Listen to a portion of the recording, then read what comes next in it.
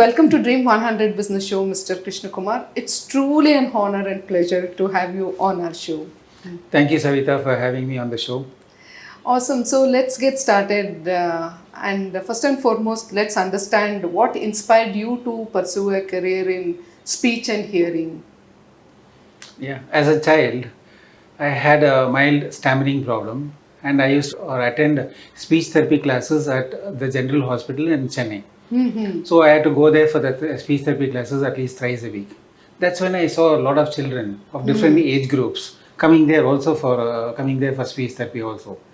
So then I saw that they were struggling a lot. There was a lot of frustration while they were trying to communicate amongst themselves with their parents. So that's when I said, maybe when I grow up, I should do something for these kids. So that's how I came into this field. So I got over my stammering problem and then completed my studies, applied for MBBS, but that did not happen.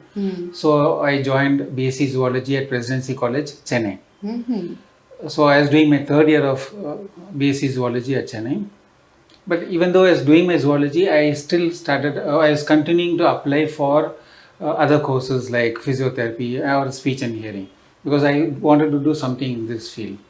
And when I was in my third year, somewhere around August 1991, I got a letter from the college in Mumbai. In those days, it was not a England letter or a covering letter or something. It was one of those postcards which said that I got admission into the speech and hearing course at Mumbai, and I was asked to join in another 10 days of time. That was around August 20th, 1991. So I was in a dilemma because I was already doing my BSc Zoology final year, and in a couple of months I would have finished my BSc Zoology. So I was in a dilemma whether I should continue doing my BSc Zoology or should I join the speech and hearing course and start from the scratch. So then I approached one of my professors and he said, Krishnakumar, whatever course you're doing just now is only of ornamental value. So if you have got a course and if you have got admission in the field of speech and hearing, so just blindly go and join. So then there was no looking back. I just took his words. In 10 days time, I was there in Mumbai, joined the course, completed the course in 1994, and it is almost 30 years now. It's 30 years now this year, basically. So that's how my journey into this field began. Awesome. After you finished your speech and hearing course, how did you start off with this as a professional?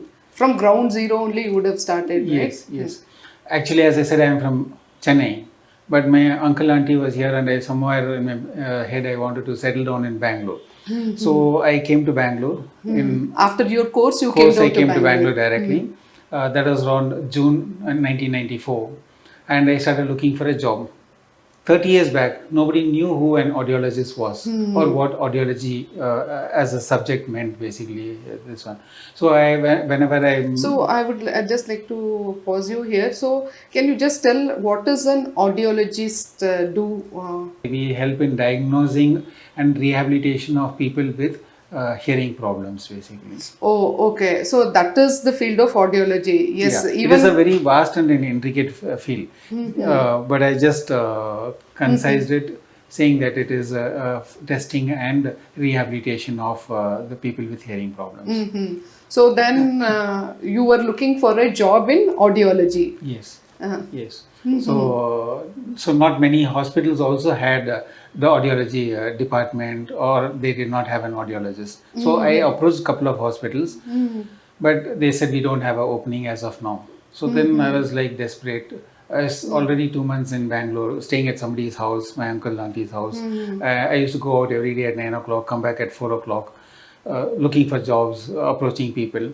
But it was not happening. So I was thinking, have I done something wrong? Have I done a mistake? Then one day I had a toothache. This is unrelated to this, but I had a toothache. So my auntie said, there is a dentist 3 or 4 bus stops later.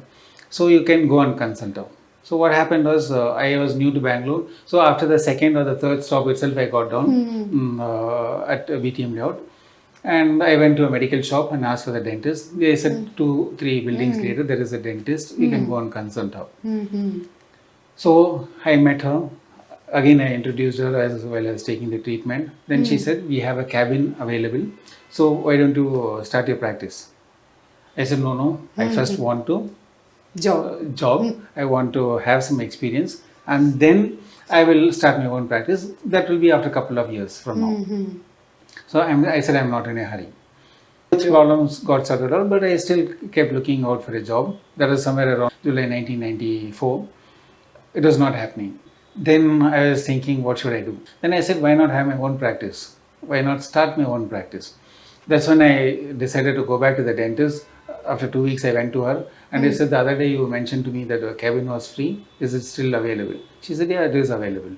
So immediately I said, okay, I'm taking up the space. And I took up the space and started Rajan Speech and Hearing on August 31st, 1994. So that's how it came into existence.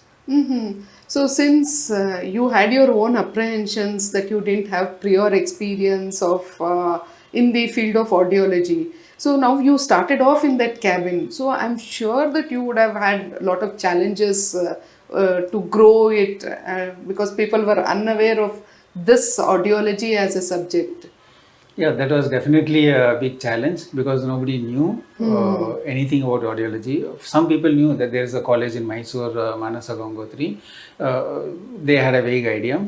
But then, like the dentist, whoever was the patients coming to her, I used to meet them. There was a general physician also apart from her. So, whoever was coming to the clinic, I used to tell them that I'm an audiologist. I would help them with the hearing problems. And if they had their family members or anybody who wanted a hearing test or something, I'm happy to help. So, I started with them and I went around meeting ENT doctors. And we started doing camps and all those things in the initial couple of months, but it was very slow. Then in the month of around December 1994, I got a call from Manipal Hospital saying that the audiologist there is going abroad and whether I would be interested in taking up the job. I said definitely yes. I'm not going to let go of this opportunity. So I did get the job. It was a 9 to 5 job. Oh. That was a big challenge because 9 to 5 and there I just started my private practice. So I was like whether I should close down my private practice and continue only with 9 to 5 job at Manipal Hospital or should I retain both? Then I said no, I already started my clinic in the first place. So let me continue with that. So what I did was 9 to 5 I was doing the Manipal Hospital job. So at 5 o'clock or 5:15, I completed my Manipal Hospital duty. There was a ring road from Old Airport Road to through Koramangala to VTM Road. So I used to take that one. 6 o'clock I'll reach my clinic and attend to the patients. But they were very, very minimal. Then a year later, when I was in Mumbai for a seminar, one of my seniors, Salaj Bhatnakar, he told me that there is a product called Magic Ear, which is a invisible type of a hearing aid. He said there's one Mr. Peston Chamas who's introduced it in India. So why don't you meet up with him? And if everything works out, we can introduce it in Bangalore. So I met Peston Chamas. He's a very senior person.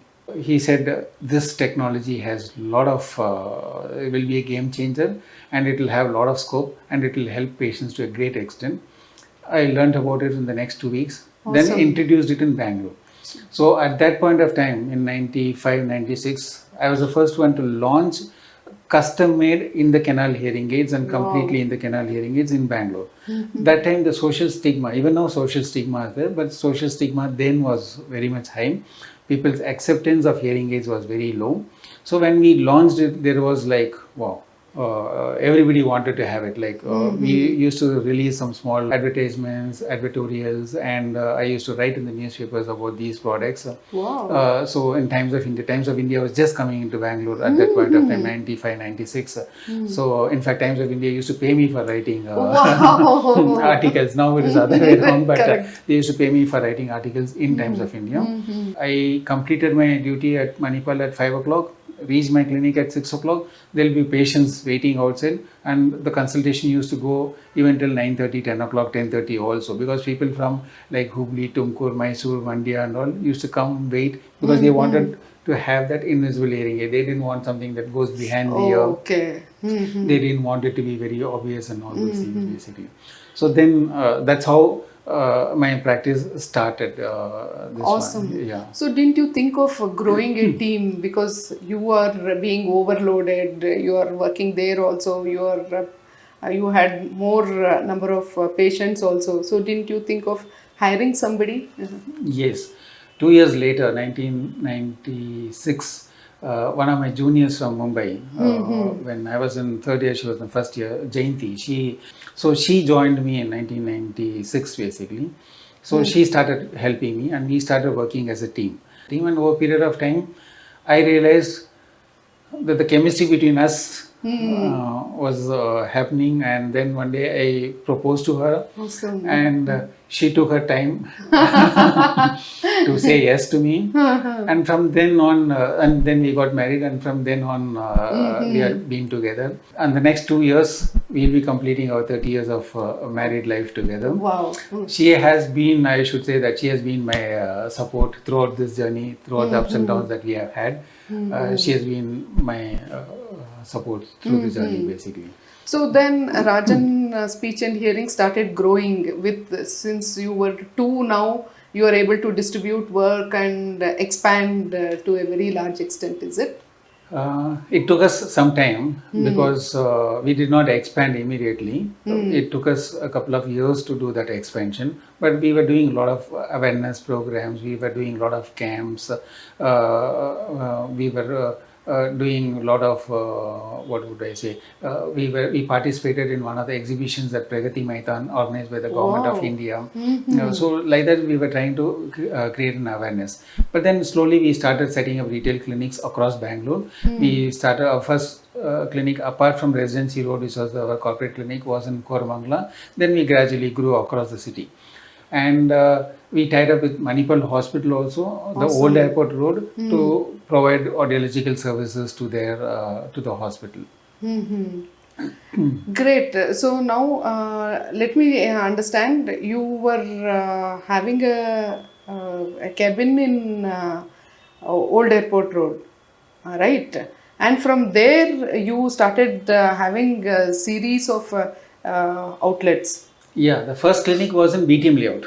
Okay. That was my first clinic. And then BTM, in those days BTM layout, nobody knew where is BTM layout. So if I had to tell BTM, I had to explain a lot where is BTM layout. Then we moved, after 2 years later, we moved on to the Residency Road clinic, which is our corporate clinic now. Awesome. So from there we started opening up different centers, and our tie-ups with other hospitals started happening. Awesome. So that means to say that you became an entrepreneur in the process. So what were the challenges, since you were not from this entrepreneurial background? I'm sure you would have had a lot of challenges when you started expanding. So can you just highlight on the challenges of an entrepreneur and what were your learnings? As you rightly said, as the first time into the business, and I did land up doing a lot of mistakes, many mistakes. I would have forgotten about that, them also. Rather, I don't want to remember those mistakes. One major one would be like, one of my cousins was there.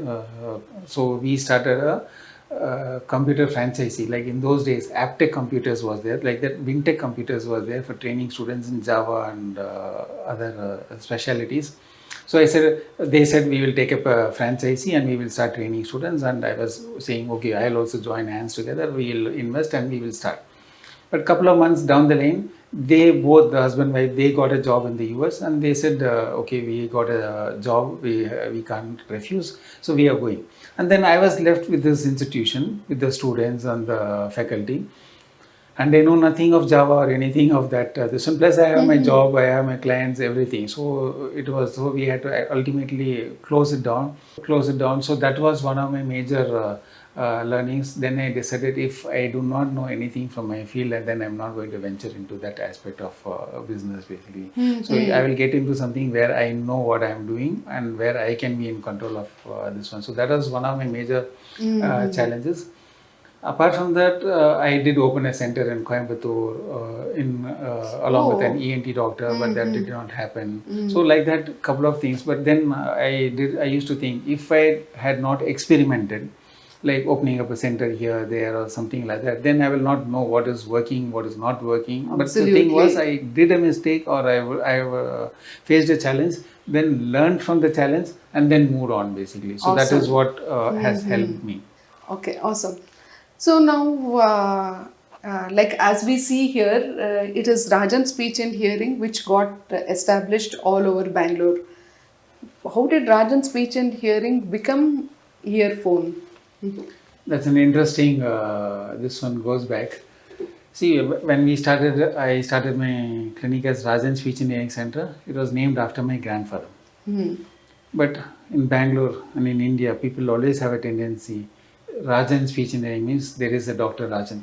So they used to ask for Dr. Rajan, Dr. Rajan.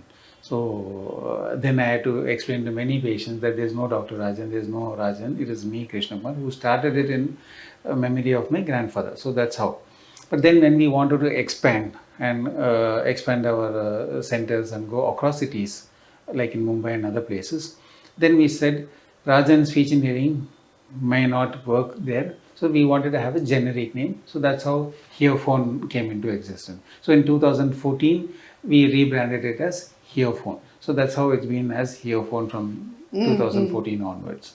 Awesome. So now, after you rebranded it to earphone, how did the growth and expansion of earphone happen?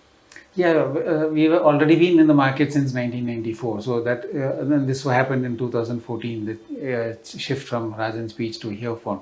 So a lot of people knew us, and a lot of people who are our existing customers, they started referring their friends or relatives to us.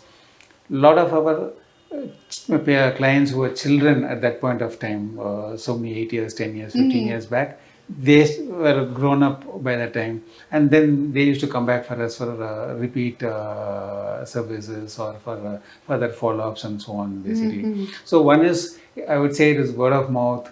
It was a good experience at our clinics. And what happened is, myself and Jayanti, through our experience, we have all learned it from the basics. Basically, when you come out of college, you are not taught everything in college. Basically, it's all academic. This one, so we have worked together from ground zero. So we know how a system works and what works, what does not work, basically. So together we have put in systems and protocols, myself and Jayanti, to ensure that the patient or a client has a great experience with us, and we handle the patient through the life of the hearing aid, basically. It's not that we have dispensary hearing aid and that's all our this one Service ends. It is not that way, basically. In hearing aids, you don't get immediate gratification. It is a process. So it is a slow process. You need to come back for fine tuning. You need to come back for adjustments. You need to come for annual hearing checkups. So that's how we handle them, basically. So that is your USP, building relationship with the patient, which is a lifelong commitment. Yes, yes. Awesome. And since both of us, both the founders, myself and Jayanti, are from this field, we know exactly what are the pain points. And like compared to a corporate hearing clinic where the management might be different, the audiologists are different, there is no connect between what is happening at the ground level, that is not the case. So I would say that is our USP. Awesome. Great. Now, I'm sure, like as you started expanding and you started navigating through the challenges, that was when actually COVID hit us. So, did COVID affect your expansion plans in any way? Yeah, COVID did hit us, this one, because at that point of time in 2019, we had tied up with Apollo clinics for setting up around 30 shop-in-shop models. That means audiology centers within Apollo hospitals, Apollo clinics. But then what happened was we did set up the 30 centers within Apollo clinics. Wow. It was across Bangalore, Hyderabad, Chennai, and Pune, Vizag, and Mysore. Okay, so in a span of 3 to 4 months, we recruited, we put the equipments, we made it operational in 3 to 4 months, and we were seeing a lot of patients and consulting them. 6 months down the line, COVID hit us very hard, because after the COVID hit, all the Apollo clinics got converted into fever clinics, and no patient wanted to come to the clinic for a consultation. Like who would want to come for a hearing consultation in times of COVID? So nobody wanted to. So that was a big time disaster which had financial implications for us as well. So we had to go through a very bad patch in those times. But then with the help of, with the support and help of my family, friends and well-wishers from the industry with whom we had been all this time, so we were able to come out of the whole bad this one phase during the COVID times. Also, how I kept myself was kept myself busy, and this one was by exercising regularly, walking at least 8 to 10 kilometers every day, doing yoga, managed to keep ourselves afloat. Didn't you think of online consultation during that time? Online consultation also we did try, but hearing it is something where somebody would want to experience and have a means they would want to experience the hearing aid, see how they are able to hear in different situations. We did launch a platform for online hearing testing and all those things. And another thing, challenges in India, the acceptance of online is little, online consultation is little it's not so easily accepted as it is abroad basically. So we did try a hybrid model, like wherein we will have an online hearing test, online consultation, then our audiologist will go home, have a consultation and give them an experience. But then acceptance is still on the lower level for an online hearing test and consultation in India yet. So now, can you give an insight about the kind of awareness programs that you are doing to create more awareness? Yeah, we have always been doing a lot of awareness programs because, as I said, in those days, 1994 onwards, nobody knew about audiology as a course, as well as a subject. Nobody knew what this one. So we have always been doing, and we have mastered that this one. What would master doing those marketing campaigns and this one awareness programs. So, like in those days, we launched a hearing helpline for the hearing impaired, or rather a helpline for the hearing impaired. Like Just Dial. So like maybe so like patients, even now that number is existing 41510404. So a lot of people continue to call up us on that number, saying that they have this problem, how to get it sorted out and all those things. So hearing helpline launch at that point of time was something big at that point of time. Then we launched an infant hearing screening program.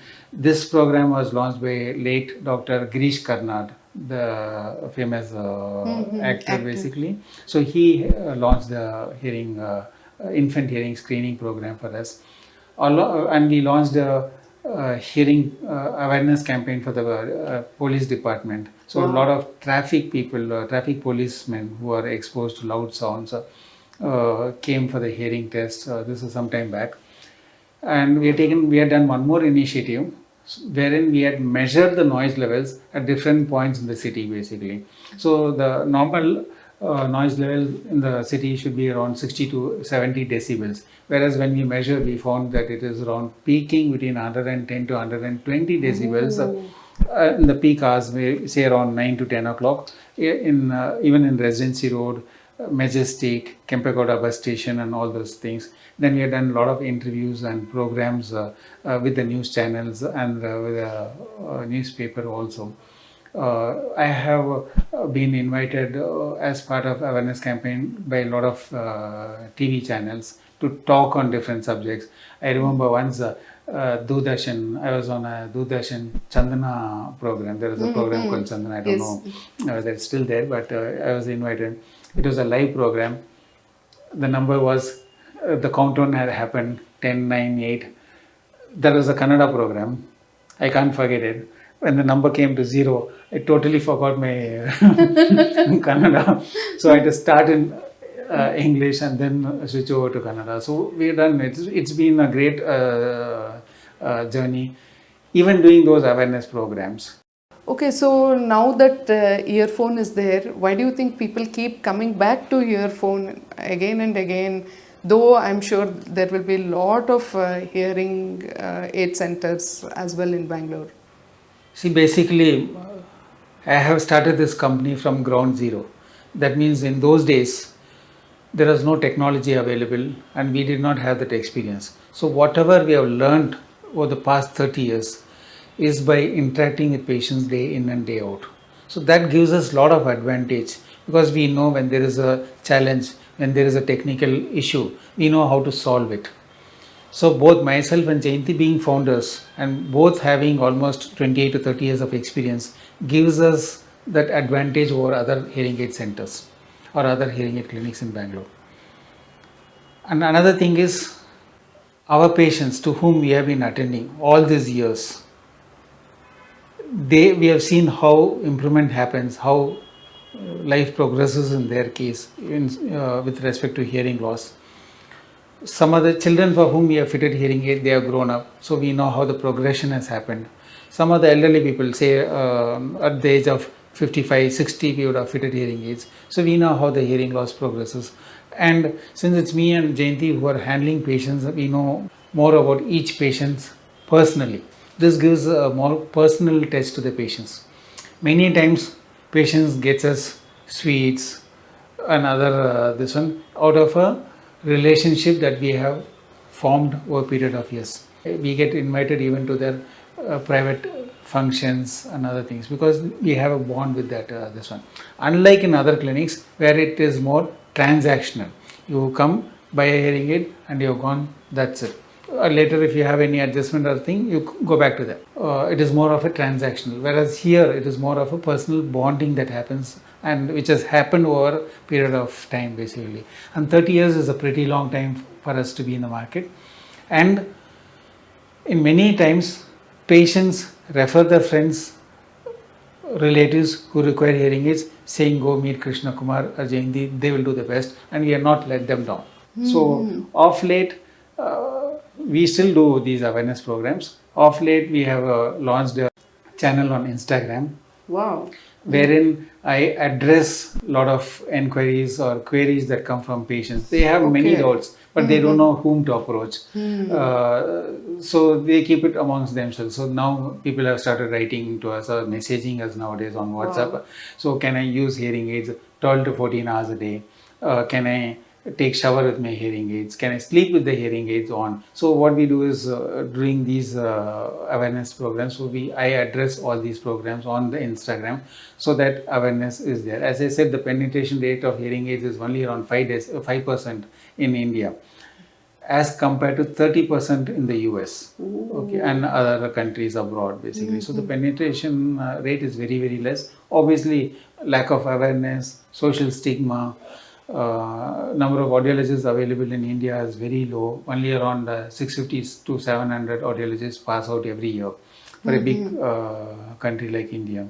So these are some of the challenges, and this is where we are trying to contribute and make or help with the awareness programs. And you will see maybe in the coming future that we will be coming out with a lot of awareness programs to help create an awareness about hearing problems. Okay, so now let's understand that how did you bounce back after COVID? You faced a lot of challenges during COVID. Yeah, as I said, COVID did hit us hard, and it's been a long struggle. But being positive, we were very positive that we will soon come out of these challenges.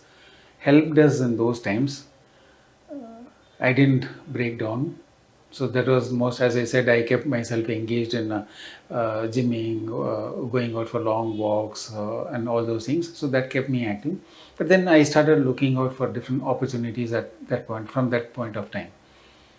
So then couple of months before, we were awarded an award by the Health Minister of Karnataka.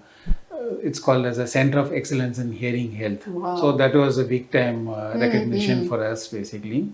And recently, maybe a month back, we tied up with Narayana Health to open or to operate audiology clinics within 7 of their clinics. Wow. So that also this one. And also we are in talks with a couple of maybe 2 or 3 corporate hospitals to set up similar audiology clinics within their hospitals. So we are bouncing back slowly, but definitely we are bouncing back. Awesome. Congratulations on the award which you have received, and you guys have stood very strong for a long period of time. So because of that experience, I'm sure you will be able to create a lot of help to the people in terms of audiology. So for future young aspiring people who want to come into this field, do you have any kind of advice for them, for future audiologists or entrepreneurs who want to venture into this field? To all budding audiologists who are graduating from college, I would want to share a few thoughts. What we learn at college is all theoretical. The actual learning starts once you start consulting patients. My advice would be to first gain experience at a hospital or at a clinic with a good audiologist as your mentor. This will ensure that you have a strong foundation and a better grasp of the subject, because the science of hearing is quite complex and requires intricate learning. Additionally, I have observed that many audiologists, after gaining couple of years of experience in India, apply and go abroad and settle down there in countries like Australia, US, Dubai, and so on. While this is a personal choice, I would encourage you to consider settling down in India and contributing to the growth of the profession here in India. Your expertise and commitment can make a significant impact on the field of audiology and elevate it to the next level. Awesome. So with this, we almost come to the end of this conversation. I wish HearFon a very happy 30th anniversary, which is coming up on 31st of August. And I hope you guys reach out in a very bigger way to a larger audience. So if people want to get in touch with you, how do you think is the right way to get in touch with you? Thank you so much for the encouragement and the kind words. We, as I said, we have a helpline number, which is still existing. Which is still existing, and we have a toll-free number also. So people can reach out to us, and we are there. We are happy to help them. Hear better. Awesome. I would say hear better and listen to life. Wow. Amazing. Yeah. Thank you so much for your amazing insights and for your wonderful sharing of your beautiful journey. I'm sure many of the people who view this will do get benefited. Thank you so much. Thank you so much.